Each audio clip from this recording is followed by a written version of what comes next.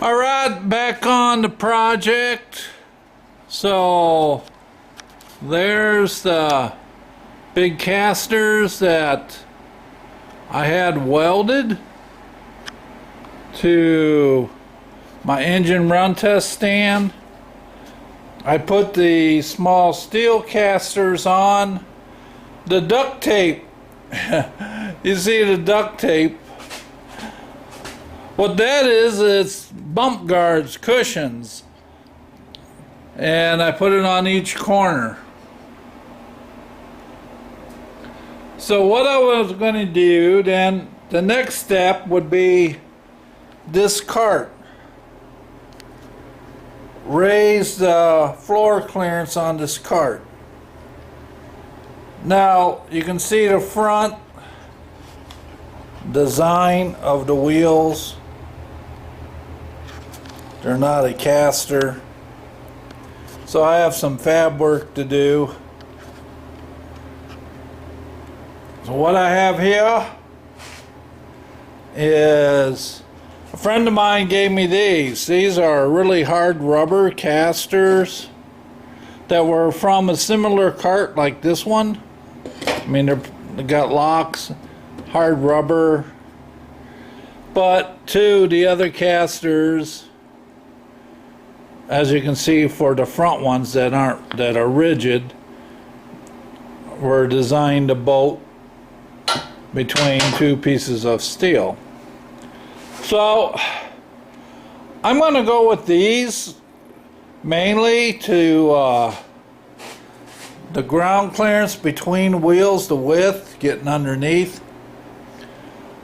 So I have some fabrication to do, and that'll be my next step. I'm going to set this run test stand down and then get my maximum height that I'm going to need for the cart, for not only clearing this but clearing underneath the run test stands over there. Okay, we'll bring you back as I get further along on this. See you then.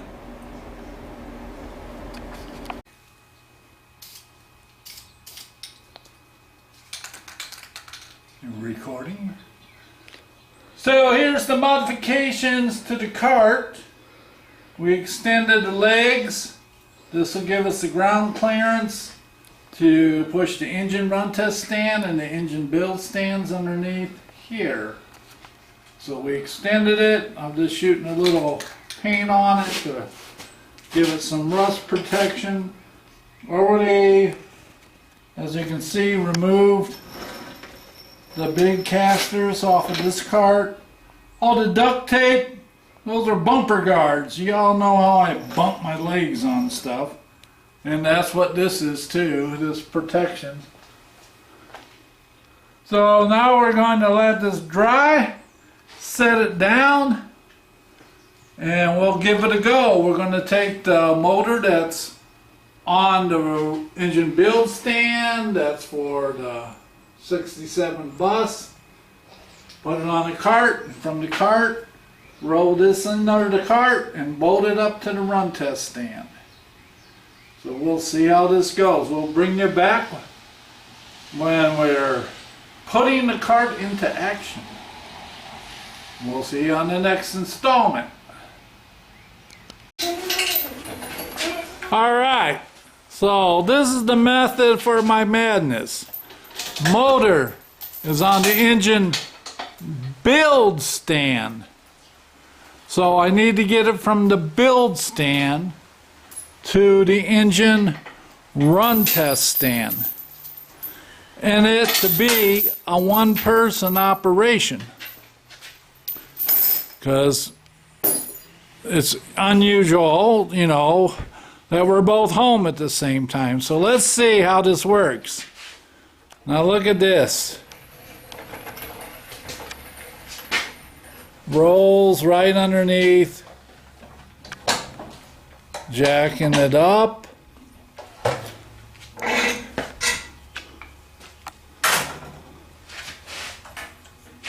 got a little on the high side. Not really.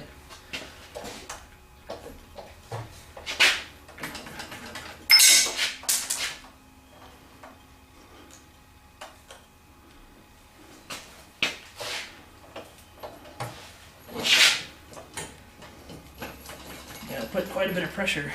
You got locks on the wheels too, on the cart.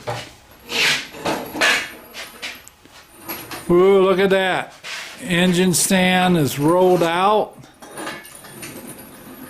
Motor is on the cart. And now it can easily be, this can be rolled underneath, and we bolt this up to the engine stand. Is this like downtown or what? All right, so we weren't able to just bolt it up to that. We were just demonstrating, because before we bolted up, this was on the engine build stand. Have to remove it and then have to mount a flywheel. Kind of hard to start it without a flywheel. So as you can see, the whole concept worked. Could safely move motors from the engine stand, engine build stand, which is right here, transfer it to the cart, from the cart to the engine run test stand. And one person can do this. So, it was a success, modifying both the engine run test stand, putting smaller casters on it, and putting risers on the cart. So I'll upload this so you can see our cart success.